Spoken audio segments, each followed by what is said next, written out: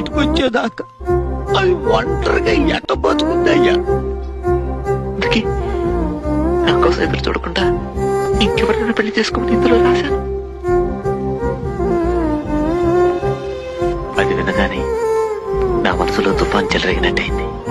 నా కోసం వేచి ఉండొద్దని రాసిన విడుదలవుతున్నానని తెలియగానే తులసి నా కోసం ఎదురు చూస్తుండాలన్న పిచ్చి కోరిక మిగిలిపోయి అర్థంలేని ఆశగా వేచి ఉంటే నా ప్రియమైన తులసి నాకంటే అదృష్టవంతుడు ఈ లోకంలో ఇంకెవ్వడు ఉంటాడు. నేను విడుదల వెళ్ళేప్పుడు మన ఊరి మీదుగా వెళ్తాను. బహుశా అప్పటికి చీకటి పడచ్చు. మనం ఎప్పుడు కలుసుకునే ఆ చెట్టు దగ్గర నువ్వు పూజించే ఆ కృష్ణ విగ్రహం ముందు ఒకే ఒక దీపం వెలిగించి పెట్టు. నువ్వు నా కోసం కాచుకున్నావని అది చూసి నేను గ్రహిస్తాను. వెంటనే నీ దగ్గరకు పరిగెత్తుకుని వస్తాను. మన చెట్టు కింద ఒక దీపం లేకపోతే నీకు పెళ్ళై భర్తతో సంతోషంగా ఉంటున్నావని అనుకుంటాను. దీర్ఘ